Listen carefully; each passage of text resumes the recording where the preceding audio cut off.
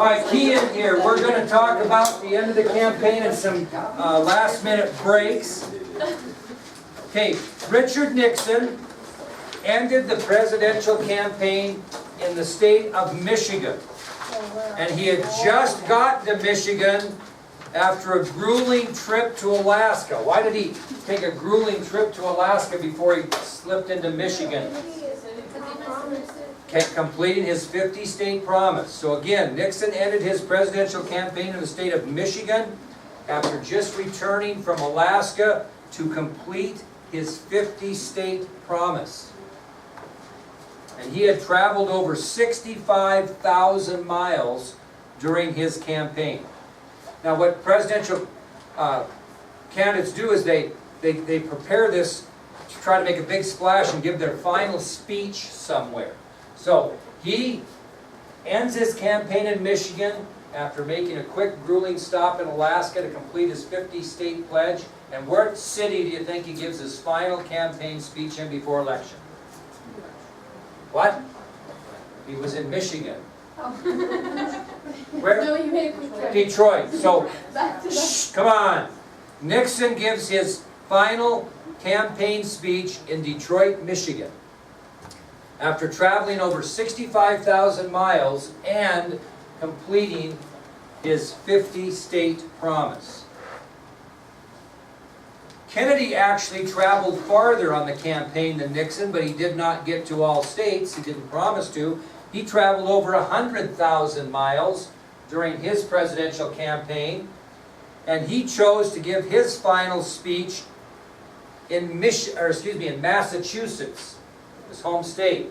And he chose a pretty sacred area to give it. Pretty special area for the people of Massachusetts, which meant it was probably in which city? Boston. But where in Boston? This is a 1960. Boy, you know, Caballero, you should have an idea here, because you're kind of a big stud in this sport. Where did he give his final speech in Boston, which is really a big landmark in Boston, because they were having tremendous success in Boston in this particular venue. Where did he give it? Anybody know? Anybody know where the Boston Celtics play their games? Nobody knows that. Well, I tell you what, I'm glad I got you in here so you know this kind of stuff. Playing the famous Boston Garden. It's a revered sports complex where the Celtics play, and the Celtics had won NBA championships. They won like 11 out of 12 NBA championships in the 60s. It was incredible. They won some in the 50s. So in 1960, the Celtics were a big thing, the NBA Celtics. And so Kennedy, he's not a fool. He's very conniving in the way he does things. He chooses to return to Boston Garden to give his final speech on election eve. Okay? So Nixon ends his presidential campaign in Michigan. He traveled over 65,000 miles during the campaign, gave his final speech in Detroit, completed his promise of hitting all 50 states. Kennedy ended his campaign in Massachusetts, specifically in Boston, after traveling over 100,000 miles on the campaign, and more specifically gave his final speech at Boston Garden, home of the Boston Celtics. So they're all done, and now they're waiting for the next day, which is election day, to see who's going to become president of the United States. Well, at the very end of this campaign, and this is going to be the second closest election in American history, other than the election of 1880, Kennedy gets two big breaks that are going to make the difference. Two huge breaks. Now, we'll see what kind of thinkers we are. Think about what Nixon has done the last 8 years. If you were Richard Nixon, considering what you did the last 8 years, what might you really use during the campaign that Nixon was too proud to do? Who would you use? I kind of gave it away. Who would you use in your campaign to get out there and really speak in your behalf? If you were Richard Nixon, who served 8 successful years as Vice President of the United States, under a pretty successful president that was elected 2 terms. Who would you have? You'd have Dwight Eisenhower go out and campaign for you, would you not? Well, Nixon failed to utilize the services of President Eisenhower, okay? Especially down the stretch, down the last week or so. It would have been really bright on Nixon's part to have Eisenhower get on TV and throw his support his way, but Nixon was kind of a proud guy and he kind of wanted to win this election on his own. So that was the first big break Kennedy got at the end of this election, is the fact that Vice President Nixon did not utilize the popular Dwight Eisenhower, President Eisenhower, to go out and campaign and speak on his behalf. He didn't ask him to do it. Do you think Eisenhower would volunteer that? No, because I mean he's a sitting president. But if Nixon would have asked him, do you think he'd have gone out and campaigned for him a little bit? Surely would have. Nixon didn't do that. Big mistake. Okay, the second big break was kind of an interesting one, and it involved Martin Luther King Jr. because right before election eve, that last weeks of the campaign, Martin Luther King Jr. was arrested in Atlanta, Georgia. He was arrested.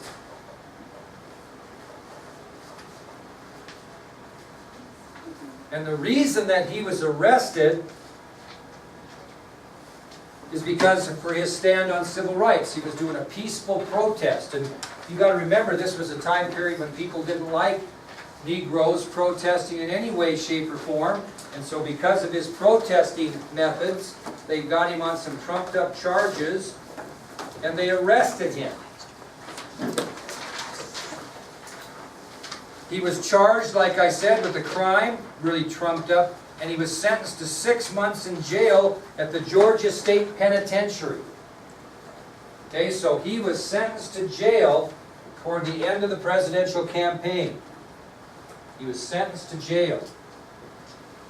Now the penitentiary in Georgia, State Penitentiary, where's the State Penitentiary in Wyoming?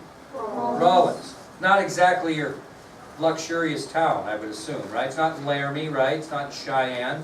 Well, Atlanta was where Martin Luther King was based out of, but the penitentiary was in Reidsville, Georgia. R-E-I-D-V-I-L-L-E, Reidsville, Georgia. And what would be the concern if Martin Luther King was sent to the state penitentiary in Reidsville, Georgia, hundreds of miles away from Atlanta? What would be your concern? Especially if you're his wife. Is he very popular among white people? So when he goes to jail that far away where nobody can keep an eye on him, what's she afraid of? He's going to be hurt badly or killed maybe. Okay? Now, we're talking about the break. So take out your blue sheet I just gave you, and I'm going to read this to you and you can follow along. And I want to see if you can picture why this is such a big break. Now we're going to have a quiz on this reading at the start of the period Tuesday, next week. Tuesday, start of the period. And I'm going to read this to you, follow along. The Republican Party was a serious contender for the Negro vote. Republicans were some of the strongest civil rights champions in Congress, while Democratic powers like Russell of Georgia, Byrd of Virginia, and Eastland of Mississippi were the latest in a century-long line of Democrats determined to keep blacks in a state of near bondage and peonage. The Republican nominee, Richard Nixon, had so impressed Martin Luther King Jr. with his commitment to equality that most of King's associates were betting that he'd endorse Nixon for president. In fact, Martin Luther King Sr., the young Reverend's father and one of the most influential black ministers in America, had signed a newspaper ad endorsing Nixon out of fear of a Catholic in the White House. Imagine Martin Luther King having a bigot for a father, Kennedy said to campaign aide Harris Wofford. Then grinning, he added, "Well, we all have fathers, don't we?" I want you to think about that sentence. Imagine Martin Luther King having a bigot for a father, Kennedy said to campaign aide Harris Wofford. Then grinning, he added, "Well, we all have fathers, don't we?" Emery, what does he mean by that first sentence? Imagine Martin Luther King having a bigot for a father. What does he mean by that? What is the whole point of civil rights? Is to have non-discrimination against a person because of their race. How is Martin Luther King Sr. being a bigot in Kennedy's mind by supporting Nixon? Go ahead, Alex. Because he's not Catholic. He doesn't want a Roman Catholic, so he's discriminating on the basis of religion. When you think about it, when his whole point in life is not to do that. Now, Haley Schneider, when he says, then grinning, "Well, we all have fathers, don't we?" What does he mean by that in kind of a sarcastic tone? Think about fathers only. This is the kind of high-level thinking we got to get used to, which, you know, I'm not saying you're not, but we got to. What's he mean by that? Well, we all have fathers, don't we? Anybody? Mary? His own dad? Yeah. The pressures his own dad puts on him, probably no different than the pressures that Martin Luther King Sr. is putting on his son. Okay, so it's kind of a sarcastic comment. Then on October 19th, King was arrested in an Atlanta sit-in for trespassing, spending the night in jail for the first time in his life. When he appeared a few days later before a militant segregationist judge, he found himself charged with a trumped-up parole violation and sentenced to 6 months in jail at the Georgia State Penitentiary at Reedsville, hundreds of miles from Atlanta. His wife feared he would never come out of there alive. She called Woodford, who was Kennedy's aide, who in turn pressured Sergeant Shriver, Kennedy's brother-in-law, who after carefully making sure that none of the candidate's top aides were within a hearing range, persuaded Kennedy to call Mrs. King to express his concern. Let me read that again. Mrs. King called Woodford, who in turn pressured Sergeant Shriver, Kennedy's brother-in-law, who after carefully making sure that none of the candidate's top aides were within hearing range, persuaded Kennedy to call Mrs. King to express his concern. Why would he not say that to Kennedy in front of all the other aides? You think the aides want him to call Mrs. King? Why? Going to tick off white voters maybe, huh? Let's think. The reaction within the campaign was explosive. Bobby was so furious that he phoned Shriver and tore into him with such, what's that? Venomous that it opened a year-long rift. It opened years-long rift. Summoning Woodford and Lewis Martin, the top Negro in the campaign, he said, "Do you know that 3 Southern governors told us that if Jack supported Jimmy Hoffa, Nikita Khrushchev, or Martin Luther King, they would throw their state to Nixon? Do you know that this election may be razor close and you have probably lost it for us?" What Bobby didn't tell them was that on the advice of the secretary of the Georgia Democratic primary, he had already called the judge who had thrown King in prison and urged him to release the minister on bond. Along with pressure from the governor, the judge did exactly that, and that's when King's father stepped front and center. He didn't just officially endorse Kennedy, he did much more.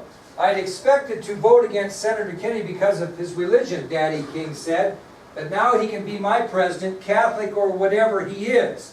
It took courage to call my daughter-in-law at a time like that. He has the moral courage to stand up for what he knows is right. I've got all my votes and I've got a suitcase and I'm going to take them up there and dump them in his lap." Almost immediately, Lewis Martin began calling black journalists around the country. Papers like Pittsburgh Courier and the Washington Afro-American promptly featured the story. For its part, the campaign distributed some 2 million pamphlets under the name of the Freedom Crusade Committee with the headline, "No comment, Nixon versus a candidate with a heart, Senator Kennedy." For Nixon, the frustration must have been palatable. He urged the Justice Department to intervene only to be told that it was a matter for the state of Georgia to resolve. So Nixon actually asked someone within the Justice Department to intervene on on King's behalf, and they said, no, it's a Georgia matter. So he thought about doing it, but didn't. Okay? It was impossible to prove the impact of those phone calls or Daddy King's statement or the massive distribution of that pamphlet in black neighborhoods across the country. The analytical tools of 1960 weren't that sophisticated. But here's what was known.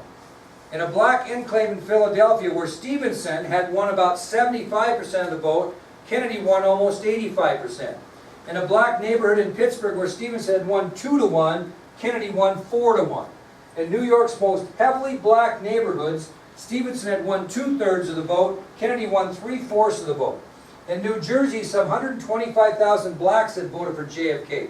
He won the state by 30,000 votes, a margin of less than 1%.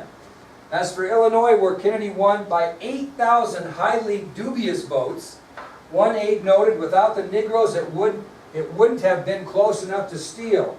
Not that I'm saying we stole it, and we'll get to that in a minute. Even in the South, the black vote was critical. For all the talk of LBJ as the key to Texas, the black vote in Houston, which had given Stevenson 12,000 votes, gave Kennedy more than 22,300. See, they're comparing between the election of 56 and 60, when Stevenson ran. And the Negro vote in Louisiana and the Carolinas was crucial to Kennedy's narrow victories there. The link between those phone calls and his historically close victory was not obvious, but there were times when he allowed himself to think. If he had not called Coretta Scott King, if his brother had not called the judge, if Daddy King had not expressed his gratitude so powerfully, if the black vote had not come out as enthusiastically as it did, then Richard Nixon would have likely won the White House. And what would a President Nixon have done if he had been confronted with Soviet offensive missiles in Cuba?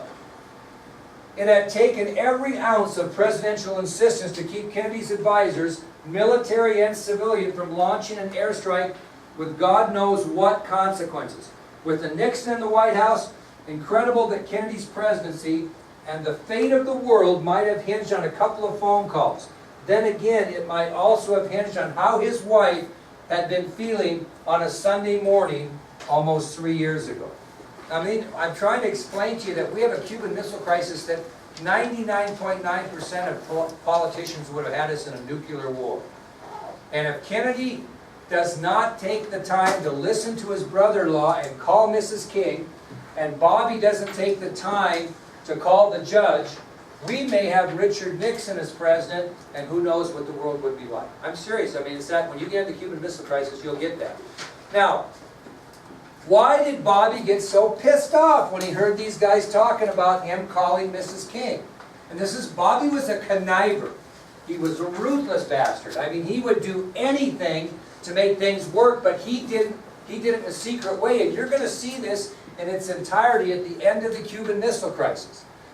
Bobby did it his own way without what? He didn't want a bunch of publicity for his brother, because he knew that he would have white backlash by some of the senators in the South that said they would throw their votes to who? Nixon. So keep in mind on that. I want you to read through that again, and I'm going to explain to you here in a minute how this made such a difference.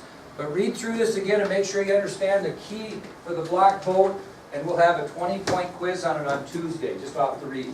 Okay? All right, moving on. We'll talk about the final result of the campaign of 1960. Final result. Okay? And there's some statistics here you're going to need to know. Remind me to talk about this at the end of the period. Okay, according to the 1960 census, the population of the United States was estimated at 180 million people at the time of this election. 180 million people lived in the United States of America in 1960 in November. That was the census. Of this 180 million people that lived in the United States, it was estimated that 18 million were Negroes. 18 million were Negroes. And what were 40 million, Aaron? Or 40 million, you guess, that I would mention with any significance. What were these other 40 million of the 180? What? No, there are a lot more white people. What kind of white people? Maybe even some black people were in that 40 million. Hail Mary, full of grace. They were Catholics. So 40 million Americans were Catholics. Advantage, especially after this story, to Kennedy. Okay? So, according to the 1960 census, the population of the United States was an estimated 180 million. Of those 180 million, 18 million were Negroes, 40 million Catholics.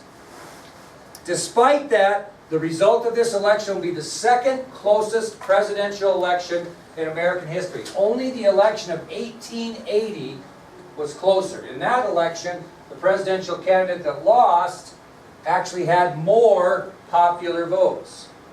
That happened again in recent history. Now, another statistic here.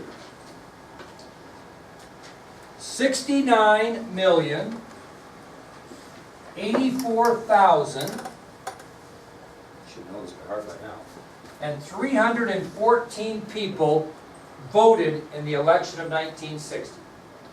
Highest turnout in American history.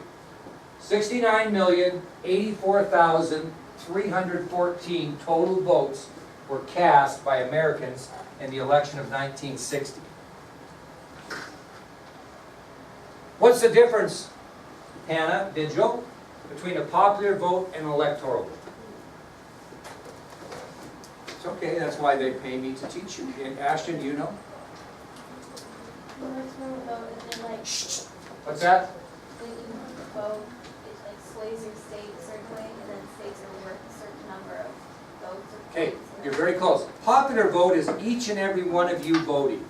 And you total up how many voted for Levi and how many voted for Emma. Now, the key with electoral vote is, think about this. What's the population of Wyoming? 400, 500,000?